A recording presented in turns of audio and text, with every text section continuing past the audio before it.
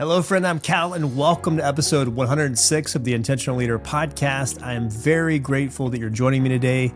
My conversation today is with Dr. Michael Norton about the power of rituals. Ever since reading his new book, The Ritual Effect, I've been thinking about rituals and the power they have in our lives and in our leadership. I've been seeing rituals all over my life, and I'm really excited about today's conversation. If you enjoy today's conversation, would you do me a big favor and go over to Apple Podcast or Spotify, wherever you listen to podcasts, and leave this show a rating or review? That really helps me continue to get incredible guests like Dr. Norton. I also really enjoy reading those reviews. It's a great way for me to get feedback. So I would really appreciate it if you do that. And if you're watching on YouTube, let me know what rituals you have in your life. Do you have performance rituals? Do you have relationship rituals? Things you do at big events, holidays? As we're having this conversation, drop a comment on YouTube. I'd love to hear what rituals you have. Now, Dr. Norton received his PhD in social psychology from Princeton, and he teaches at the Harvard Business School. He co-authored the book, Happy Money with Elizabeth Dunn, and his TED Talk, How to Buy Happiness, has been viewed almost 5 million times. His new book, The Ritual Effect, is a really good read, one that I highly recommend. I think this has a lot of application for leaders. So without any further ado, please enjoy my conversation with Dr. Michael Norton. All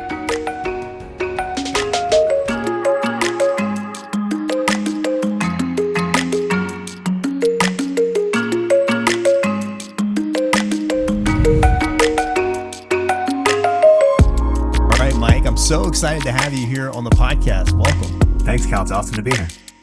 I was telling you off camera that since reading your book, Ritual Effect, I find myself seeing rituals everywhere, and it's both cool and distracting almost at the same time. I can't imagine what it's like to actually write a book on it.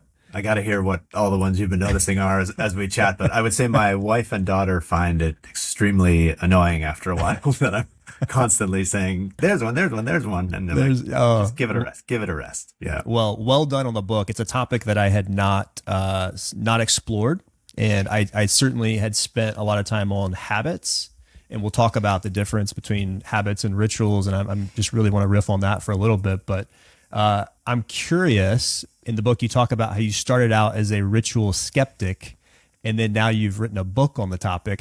Tell us how you originally got interested in this topic of rituals. From the very beginning, it kind of hit me as, it was this thing, as you said, where it felt like it was all around us. But I mainly was thinking at first of the word ritual itself. It kind of is like people in robes with candles chanting or something, it's kind of an old word, something like that. So I wasn't interested really in that element of it, but I was interested in the little ones that are happening every day, which we'll for sure chat about in our everyday lives. Like couples have little rituals they do every day. Families have little things they do. People at work have little things they do with their teams. But I was studying it like a scientist, from the outside. This stuff is a little bit, I don't know, all over the place. I'm not sure if it's really all that it's cut out to be. And then truthfully, what happened was that I had a daughter. And if you have ever had a child, or any of your listeners have had a child, you know that all of it, first off, your life changes like overnight in so many ways. Yeah. But one is just parents turn to rituals to try to solve some of the problems. And the biggest one is sleep. It is amazing how elaborate the pre-bedtime rituals can get for couples. Like it really, or for parents, I should say, it really, really is extraordinary. And we did, this stuffed animal, this book, this song has to be in this order. I have to be there. Then my wife has to be there. You really get these really elaborate things going. And we were doing it and doing it and doing it. And no joke, maybe I was too tired, but it took me a while to realize I just completely started using rituals in my own life without even knowing it. I turned to them to try to solve this big problem we were having with sleep. Then, of course, you ask other parents. Everybody's got their own thing. Everyone's completely different from everybody else, but we're all turning to it. And that was for me saying, wow, these things really are something that lots of us are doing, sometimes under the surface. Let's dive more into them. Yeah, that part of the book I totally relate to. I've got a 2-year-old who will not sleep through the night, at least. He'll sleep for a little while, and then he'll let us know when he wants something. So we're trying to figure out the right dialed in ritual to make that work. I'll have to follow up with you on what worked for you. Do you have specific songs that you sing? Maybe that's what we're missing. We did that with our daughter, and I think what we, not to get too far into the parenting sleep difficulties, but we've just allowed him, like, he'll at night he'll cry. We'll go in and I'll give him a bottle, or I'll just rock him for a little while, and we just need to stop that. And we know we do. And then what happens is, as soon as we plan to kind of wean him off of these things, he gets sick, and then we're like, oh, we don't want to do it because he's sick. We want to make sure he has what he needs. So anyway, when I read that part of the book, I was like, oh my goodness, that's I can 100% relate to that. And I think that's maybe the larger point that at the beginning of the book, you talk about just rituals do something for us, and they kind of do something to us. And I'm really excited to kind of get into the distinction between that and habits. But just one question before we jump in, just kind of high level, what do you most hope people get out of the book? Or what are you most excited for people when they read through this book? What do you think are going to be some of their biggest insights and takeaways? I think there's two things. One is that you notice more what's already happening in your life in this way. You notice more what you're doing with your kids or your spouse, or, your family at dinner, or your family at the holidays, or you see things at work, that you really kind of look down at yourself and say, oh my God, and it's kind of like you laugh at yourself. You're like, oh my God, I've been totally doing this the whole time. I wasn't even aware of it. That feeling, I think, is really valuable to have, because it kind of lets you own them a little bit more and really kind of cherish these things that we do. But then the other one is really to think about, are there areas in your life where you could experiment with a little more ritual? I don't mean ritual like put on a robe with candles and start chanting ritual. I mean these little things, with kids, it's the little book and the little song, these little changes and small behaviors that we make that sometimes can be really emotionally resonant, and playing with them and seeing if they work for you, something that I hope people try more of. So I know a lot of listeners are very familiar with the work on habits that's been done by BJ Fogg and Charles Duhigg and James Clear. I'm curious, in your mind, does this build on some of that work? Is it separate from that work? Is it interconnected? When people are purchasing this book and thinking about where it fits, especially people that listen to this podcast who are really into leadership, personal growth, they probably spend a lot of time trying to dial in their habits. Where does this fit with some of that work that's already out there? I think that they're closely linked in some domains of life, for sure. Sometimes it's hard to tell what's a habit and what's a ritual. Even people in their own lives, it's hard to tell. For me, habits tend to be kind of the thing itself, like the thing you're trying to get done, and you just need to get it done. So you're trying to eat healthy, so you eat healthy, or you're trying to get up early, so you set your alarm and you get up early. It's kind of, you're wanting to have good habits in order to have good habits. And rituals add emotion on top of that often. So you get up early and you do a specific morning thing. You have your coffee first, then you talk to your spouse, then you take the dog out, then the kids, then the newspaper, whatever it might, everyone has their own little order that they do. You need to do all those things, but sometimes you're doing them in a specific order at specific times. And if you do it in a different order, you kind of feel a little bit off. You don't really like doing it in a different order. And that's, again, not robes with candles, but that's getting more toward a ritual. You're not just doing those actions to get them done.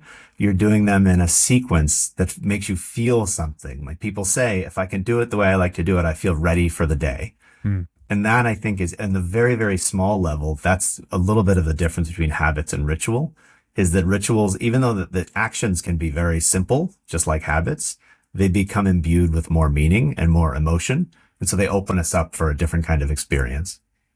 Can you walk us through the litmus test of showering and brushing teeth?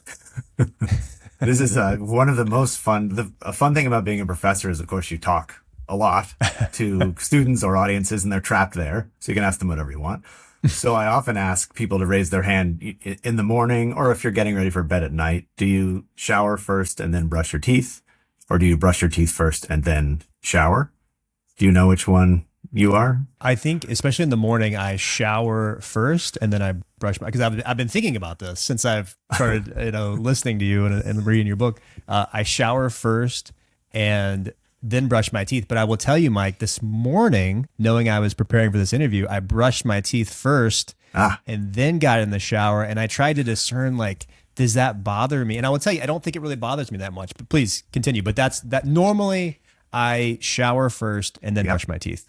So it's funny in audiences all over the place, it's about 50-50.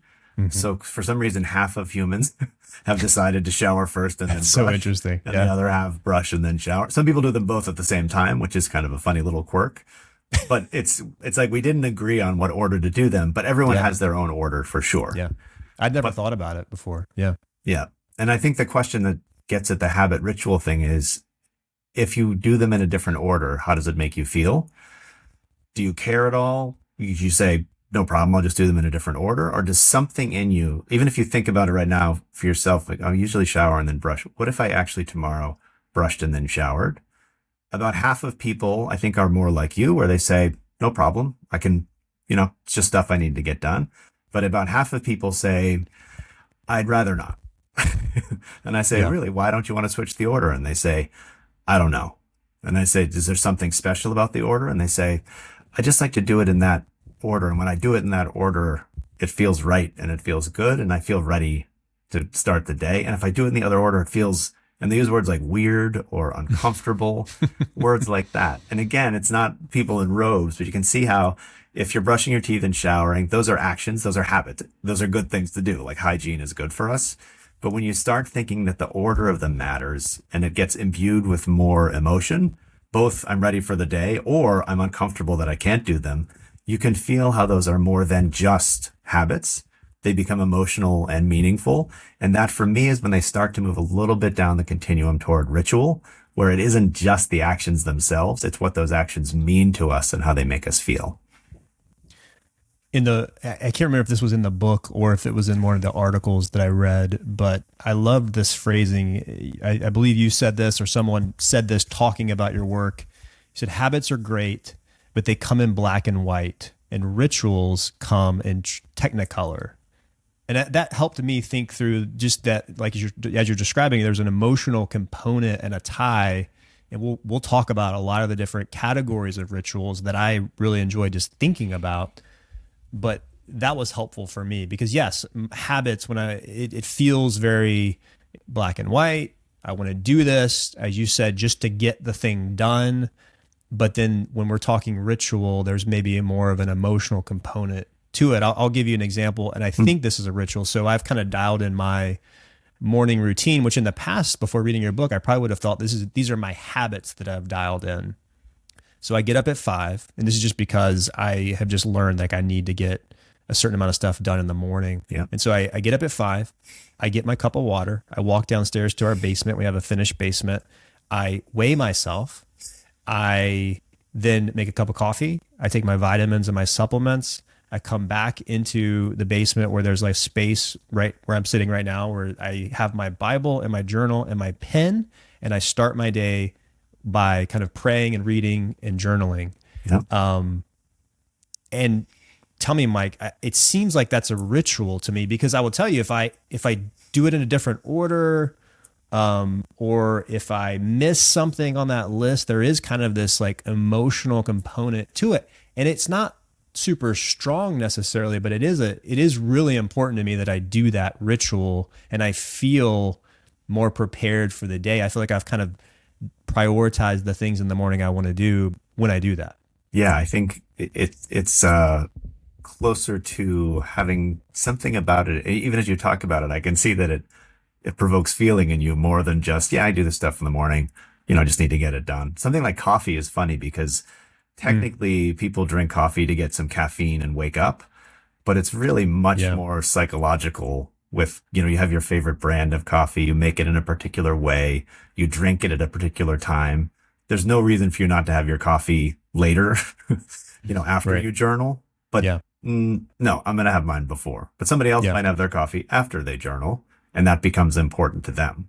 So the order varies. What's so interesting for me is the order of things and the steps vary so much from person to person.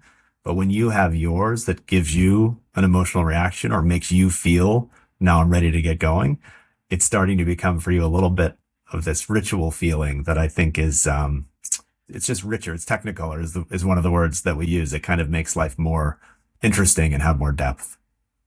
Yeah, I just want to, I guess we're kind of going through this in my mind because people are familiar with habits. People have probably read and studied habits, and I want to just quickly distinguish rituals so that we're clear on the definition as we kind of dive into some of the more specific points of the book. I'm curious though, before we jump in, Mike, what are some of the rituals that have shown up in your life that maybe you already knew about? You've already talked about, the sleep routine with your daughter, but I'm just curious, are there any rituals that you're now more aware of or that you've started now that you've done this work on rituals? I realized, so I was doing one of the fun areas of research to study is the rituals of like celebrities and athletes, Oh, because yeah. they're very, very ritualist before you go on stage or before the Mm. game or before the match. If you watch tennis players before they serve, completely fascinating sequences of behaviors that they do exactly the same way every single time. Nadal has one of the most interesting like head swipes and stuff like this. He picks his wedgie literally every time before he serves. He has these things that he does. So I'm studying these things and I'm thinking these people are, they're not like us. They're select, they're under enormous pressure. Beyonce, Serena Williams, Rafael Nadal. So they do these kinds of behaviors, but I don't really like, I'm not under stress. I don't really do anything. But my local stress, I'm not comparing myself to them in any way, but my local stress, for example, is if I have to teach a class, I've got to go in with 95 really, really smart people Yeah. and not look like an idiot. that, Yeah. that Right. can be pretty nerve wracking. And I noticed after I was studying these famous people that I have my own little pre-teaching routine, and it really is very ritualistic. It's 30 minutes before I stand up and start walking around my office, rehearsing the class in my mind. I have a teaching plan so I can keep track of it. I write it down on yellow lined paper. I don't Mm. know why. I don't know when I started that, but it has to be yellow lined paper. And it's in a binder that my dad gave me like 25 years ago when I started being an academic. And I've always used that exact same binder for Oh, every wow. single class I've taught. So Wow. it suddenly dawned on me that if you looked at me, from above, like a bird's eye Yeah. view every Yeah. day, you'd say, my God, that guy, he's doing the exact same, I'd have slightly different clothes on, but it would be like a comedy Same, reel of same. this Yeah. guy doing the pacing back and Yellow forth, line writing the paper. Yeah. exactly. And Wow. there have been times when I can't find yellow paper. You could use white paper to write on. I think we're aware of that. I just, I can still teach, but it It's just got to be yellow. feels Yeah. exactly. Something's wrong. Like you said, there's some level of an emotional response to that. That's really cool. Have you found, and not to jump too far down this road of performance rituals, but is there any indication that those who have rituals related to their performance do better when they perform these rituals, or they at least have rituals before performance? Yeah, we do. So if you look at even how celebrities talk about their rituals, and athletes talk about their rituals, they do say that it makes them feel ready to go. That if they can't do it, they're going to feel off in their game. They can still play. I can still teach, but they do give us this subjective feeling of Yeah. I'm ready to get out there and do that. And I think one of the things that people have shown that pre-performance rituals do for us is that in a way, they just distract us from how anxious we are because Mhm. they give us something else to do with our mind and with our body. And we do it regularly. So we get in this habit, this pattern, this ritual of doing the same thing every single time. And that helps us get out of our heads thinking, I'm going to fail, I'm going to fail, I'm going to fail. Helps us get a little bit more ready to go out and hopefully perform to our potential. One of the things that I loved about rituals as I was doing your work and or looking at your work and preparing for this is you talked about how rituals remind us to savor our experiences. Phrases like stop and smell the roses are directly contrary to trying to maximize our productivity every minute of our lives. Can you expound on that a little bit? Because that is something in our world of distraction and some I've heard some folks talk about toxic productivity where we just try to optimize every moment of every day, Yeah. and I'm probably guilty of some of that. Talk about how rituals can help us slow down perhaps, or just be more present and smell the roses. Yeah. I think the word optimize is a funny word because we Hmm. often use it like with something like productivity Yes. or steps. per day or something like that. But you can optimize on any dimension you feel like optimizing on. You could choose to optimize on happiness instead of productivity, but we like the things that we can kind of count. I sent this many emails, I took this many steps. Rituals, I think, take us out of that world of counting and keeping track and trying to always improve on the specific metric. They allow us or remind us to do more than that. And I think a lot about a life of perfect habits. So imagine that you have all these goals to have all these habits, and you always, always achieve them perfectly. All day, every day, you do the exact habits that you wanted to do. I don't know, but I think 20 years later, you'd look back and say, that was a really boring life, Yeah. And your kids would say, hey, can we do this? And you'd say, no. Right now, what I have to do is steps. I can't do anything else. I need to do my steps. So you can think of habits as being rigid and limiting sometimes for us. I mean, again, we should all have good habits. I don't mean habits are bad. Of course, we should have good habits. But I think at a certain level, they start to make us automatons instead of humans. And rituals sometimes just remind us a little bit. Even, clinking glasses and saying cheers before we drink. We don't need to drink wine. We don't need to clink glasses. All we need is water to be hydrated. But we clink these glasses because they give us a little something extra, like connection with people. So we're not just consuming liquid at the appropriate amount, like the correct number of milliliters per day. We're consuming different liquids that taste differently. They give us different emotions. They connect us with other people. These are the things I think that rituals can help us do. They can make toothbrushing and showering a little bit more emotional than just these boring things that we do. They can do it with wine. They can do it in other domains of life as well. So I think they do open us up beyond just having great habits to also having other experiences as well. This was really helpful for me because I am one of those people who is trying to really dial in my habits. I mean, I mentioned kind of my morning routine, and I have to be careful because, to your point, it can become this like, well, where does life fit into that? And I think this kind of overlay of habits and rituals I found to be very helpful as I'm thinking through, how do I create a life that is full and in alignment with my deepest values? And that's one of the things you talk about, is this actually helps us live fully. And you talk about how it helps us bring other people into these moments, into these rituals. And I want to get you to talk a little bit more about that, because I was thinking about some of our other rituals that I started to notice in my life. So my wife works from home. She's a remote worker. She works for a software company. And one of her rituals, every morning, she goes to a local coffee shop and she takes our son and she has a cup of coffee. And it's been amazing and we're a military family, so we move a lot, but everywhere we go, she tries to find a little local place where she can just go have a cup of coffee in the morning, and she makes friends and she connects with the people that work at that place. And it's just this, I mean, it can become expensive, but it's also this really nice way for her to get a relational connection. And I had never considered it a ritual. But now that I read your work, I started to appreciate that, because like I said, it can be expensive. And sometimes I'm like, do you really need to go get another coffee today, or, a pastry? But now I'm like, oh my goodness, there's so much value in that. And it is a ritual that brings her together with other humans. And one of the things that you cite in your work that just blew my mind is the percentage of people who have New Year's Eve rituals, like specific rituals, and then how those that have rituals, I think you said it was about 40% of the people you surveyed have actual New Year's Eve traditions. And out of those people, 90% of them make it a point to actually gather on New Year's Eve. And I was like, oh my goodness, that is such a powerful thought, that because so many of us have this desire to be with our families, to be with our friends, to create special moments.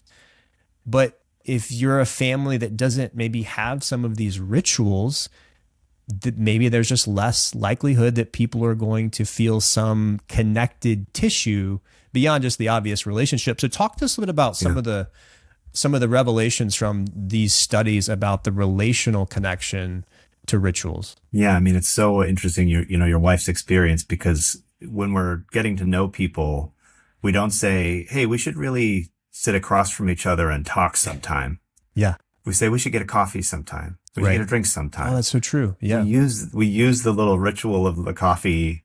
The server comes, brings the coffee. We have these things that we use in order to connect with other people. They help us get over the awkwardness of just saying, let's stare at each other for 30 Yeah, right. minutes Oh, because that's we're going such to a have a good point. coffee, right? Yeah. And I and never thought cultures about that. all over the world, coffee and tea. This isn't Yeah. like a US thing. Right. And through history, let's have a liquid so that we can actually have the conversation that we want to have. So even in these tiny ways, we use these little rituals to help us connect. And then, as you said, we use them in big ways as well. If you think about gathering with your family, once kids are older and they've moved out, what brings you all back together? Mm. It's basically only rituals, weddings, sadly, Yeah. funerals, but then also holidays. Sometimes we ask people, how close are you with your cousins or with your aunt or your uncle? And Mhm. people say, yeah, I feel pretty close to them. And we say, well, how did you spend time with them when you were a kid? And they say, well, I really only saw them at weddings and funerals and holidays. Otherwise, I never would have seen my aunt and uncles or met my cousins. Yeah. So you can see how these rituals give us almost like an excuse to gather as a family and therefore be a family. Because otherwise, if we don't gather, we can send emails and stuff like that, but it's just very, very different. So I love the fact that rituals occur or exist in order to help us remember to gather together. In the US with Thanksgiving, it's such a nightmare. Everybody's traveling, the traffic, the flight delays, all this Yeah. kind of stuff. But if we don't have that, if we don't say that Thursday is a day that all of us get together, we won't do it. Yeah. Nobody says, let's get together the following Thursday, because people say, yeah, let's do that. And then they say, well, I'm busy. I have something to do. I can't come. We need these holidays sometimes to gather us so that we can have these traditions with our families. Yeah, and it made me think, I have two kids, and obviously my hope is that as they get older and they have their own families, that there's some connectedness, some connected tissue. And it actually made me think, like, I really want us to not only create rituals now that are a way for us to relate to those special moments, but I would love for us to think deliberately about how we can create rituals that would endure beyond, when they go beyond just being in our house. And it's some of those I was thinking about. We on Christmas Eve we go to this particular restaurant that we enjoy. We put candy canes on the Christmas tree around Christmas time, and we tell our daughter, "You can eat as many candy canes as you want." Maybe not the wisest choice, but it's just like something fun that we Yeah. do. We go and pick out a Christmas tree. We put it up together while drinking hot chocolate. There's certain movies we watch. I was even thinking about as a kid, my grandmother, every Christmas Eve, we would go to her house for dinner, and then we would come back to her house for this like amazing Christmas breakfast, and then we would go to my aunt's for this Christmas dinner. And I remember when we moved away, my family moved away from South Carolina to North Carolina, and that was one of the hardest things. And I don't know that I appreciated it at the time, but like just kind of detaching from that special ritual that I had become so accustomed to. Anyway, your book just made me have all these like reflections about the power of ritual, and it made me want to create more rituals that allow us to have reasons to connect. So I guess my question, Mike, is that maybe one of the recommendations of the book? Like if people look at the power of relational rituals, is it appropriate for people to start thinking about like, hey, maybe I should create some rituals that allow my family to have more connected tissue? For sure. I mean, I think, if you think about the family rituals and traditions that you have yourself, we often see people taking things from the past, not taking everything from the past, but taking some things from the past. Literally, it's often food. Like this specific pie Yeah, absolutely. that my great grandmother made, who I never even met, but then my grandmother made it. And then, my dad made it. And now I'm going to make it myself. It's huge, right? I mean, how do we feel connected to previous generations? We can look at pictures of them and things like that, or we can do the same practices that they did. And now we have a sense of our family, not just, the three of us in the house, but all the way back. And this sense that we'll be a family going forward, because your kids will make the same pie when they're older, and they're going to teach their kids how to do it. It doesn't have to be pie, obviously, but just this idea that we use these little rituals and practices for these huge, huge feelings in life. Are we a family? Do we have a history? Do we have a future together? the pie, it's not the only reason, but the pie helps us feel that way about each other. And I do think families can add rituals for sure. Little things, we often do at dinner every night. What are you grateful for today? Yeah. And you can do that any night you want, but there's something different about doing it every night because it Yeah. shows what you care about as a family. We don't say, what did you see that was funny today? Although we could do that, but Yeah. that would say what we really value is funny. I hope Yeah. we do. But Yeah. we do gratitude, right? It's one of the things that I think we care a lot about and try to not just teach our kid about, but remind ourselves about. So these little tiny practices and rituals that you can start and keep doing them become a thing that has more meaning than just asking a couple of questions. It's kind of what we do and what we value as a family.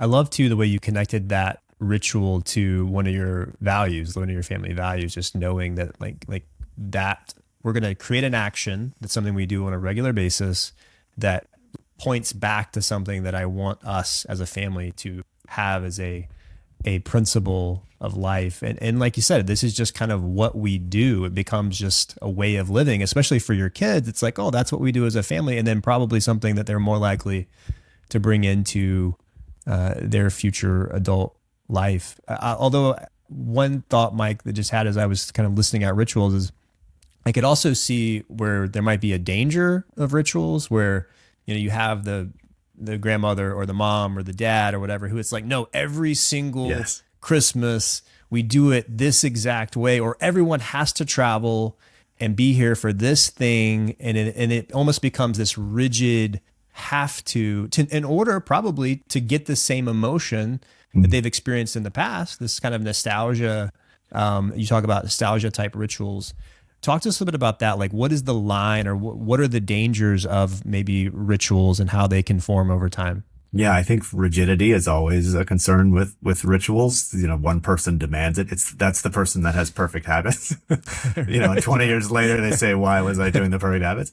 But the other danger, I think it's funny, but also a danger I think that we see is, and people have this experience, like the first time you went to your significant other's house for a holiday instead of your own house, and your feeling was just that they're doing everything completely wrong. Yeah, right. Yes. What kind of a family has ham? Whatever the thing, you're not supposed to have ham. It's disgusting, even though you like ham just fine. It smells wrong. It's the wrong timing, all this kind of stuff. And when people then get married, it's not conflict in the sense that usually you're angry, but you do have to sort out, what are we going to bring from your family? What are we going to bring from my family? And then, like you're doing, what are we also going to come up with ourselves? And there is often a clashing of, no, this is really, really important to me. And then the other person has to kind of accommodate that. So we do see, and you can think about interfaith marriages as well, where you have religious differences also. We do have to navigate our family rituals when we're changing our family structure to include new people. Luckily, usually people pull it off and come up with their own distinctive thing for their family. But it does show they can be kind of stressful because we care so much about them. We're not willing to just say, whatever, I don't care what kind of pie. So this is a leadership podcast. You teach at the Harvard Business School. And so I'd like to talk a little bit about how rituals might be useful for leaders and how maybe they show up in the workplace. You already talked a little bit about performance and how that's maybe a powerful tool to think about. When you were talking about that, it made me think about my time as a prosecutor. I would go into the courtroom the day before when no one was there, normally late at night or early in the morning the day, and I would give my closing argument to an empty jury box. But that was a critical ritual for me to feel prepared when the next day I'm actually giving the same closing argument to actual jury members. And then I would do it in my car to and from work. I would rehearse my opening or my closing.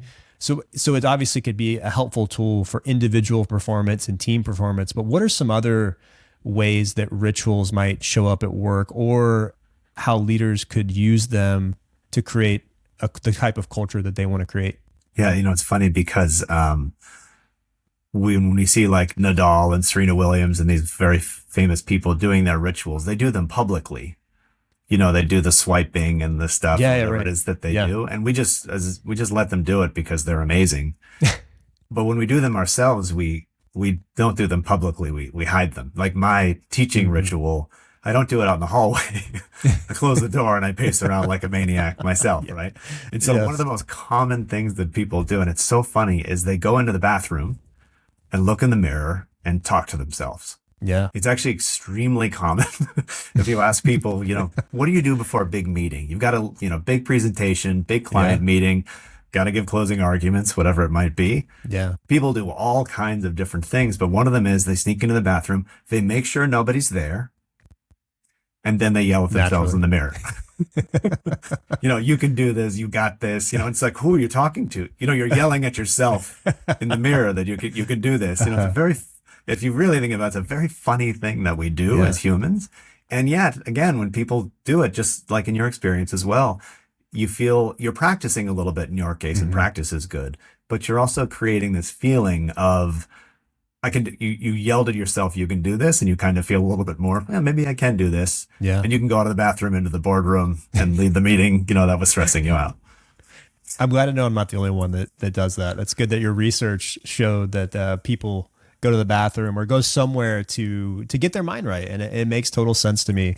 I was actually, sorry I had to keep mentioning all these rituals, but one of the things that I've done in the Army is airborne operations. So we jump out of airplanes, and I was just thinking through what a ritual that is, where you show up the day before, they check your parachute, or kind of check, not your parachute, but they check to make sure you have all the right equipment, and then you show up on the day of, and you immediately get your parachute, they check your parachute, and then you wait in line, and then when you actually get on the plane, there's a step-by-step process for what you do before you jump out of the airplane. And then when you jump out of the airplane, there's a step-by-step process for what you do to prepare to land, and then to land, and then after you land. But I can see how these types of rituals could be helpful for leaders to think through, because it seems like am I wrong in that this is a way that cultures are created on teams, for example? Like if you're trying to lead a team of people, rituals seem like something that either probably already exist or something you could use to create to maybe create the type of team or culture that you want to see show up in your workplace. Yeah, no, I think that's right. Your story reminded me of one of my favorite rituals that we ever encountered was, so Russian cosmonauts for years and years and years before they would, I'm not sure what's more stressful than launching yourself into space. It feels like a pretty stressful activity to me. So, pretty high. Jumping out of a plane seems pretty stressful to me also. So what they would do is they would get on this bus, to drive to the rocket or whatever they were going to get on. And the bus would pull over and everyone would get out and everyone would go pee on the left tire. Oh my goodness. And it's like, what the? Yeah. Why would an astronaut pee on a left tire? That's not what I expected you to say. Okay. Not at all, right? That's like not the thing that you would think the astronaut or anybody would be doing. But it's because the first cosmonaut, I don't know if I'm saying Yuri Gagarin, had to pee on his way to the first launch. So he got out of the bus and peed over by the back left tire and then got on and the flight went fine. So literally that ridiculous thing became something, let's all make sure that we pee before we get on the rocket to make sure that it's going to go well. It's like it's an odd example of a culture that develops, but 50 years later, he's not there anymore. But when you get out and pee on the tire, you're still connected to this long history and legacy of this really important thing in your life. And I think it does probably make you feel like, maybe this trip's going to go okay as well. That's really cool. And I think you could expand that to so many rituals that teams have or that leaders can create, where maybe once a quarter you do an offsite and that's just what we do as part of this team. Or, you have certain ways to celebrate accomplishments. So I would just encourage leaders to really think about the power of rituals and the emotions that creates on your team, and how you can tap into not just your history, but how you can kind of create a future culture that aligns with your values. Well, Mike, I know we have run out of time. I'm just so grateful for this work and excited to see it go out into the world and see the reaction. I know it's going to be really positive. In like our last 30 seconds, just tell people where to connect with you and where to follow the work that you're doing. If you're interested in figuring out if you're already doing rituals or not, we have a ritual quiz that you can take where you can see different domains of life if you're already there or not. And that helps you reflect on whether you need more or whether you have the right amount now, just look up Michael Norton Ritual Quiz and the quiz will pop up. It's a great way to start to engage with some of the ideas. And it's also funny then to share your results with your spouse or with your kids, because if you don't see it, they'll see it in you. So cool. Well, thanks for writing the book, Michael. And thanks for your previous work too about money and how it can buy happiness. A wonderful TED Talk. It's got over 4 million views. Check that out. So Michael, thanks so much for your time. Really appreciate it, brother. Thank you, Cal. Well, thank you, friend, for tuning in today and listening to my conversation with Dr. Michael Norton. I really appreciate you hanging around till the end. I hope you enjoyed it. I hope it helped you. I just want to ask you a question. What rituals might you create in your family or on your team that might help reinforce a culture that you want to have? Or maybe it's for your family. Maybe you want to create a ritual that will allow and create an opportunity for you to get together with your family or your friends in the future. Think about that. It's just a challenge for you to begin to immediately apply some of what Dr. Norton was talking about. I know I have been thinking about what are some rituals that I want to continue to have in my family. I mentioned several of those on the podcast today. Or what are some rituals that I want to create for my family to just create special moments that might help us have just another excuse to get together in the future. I hope you enjoyed today's episode. I hope you go and have a wonderful week. Remember that life is short. Let's go make it count.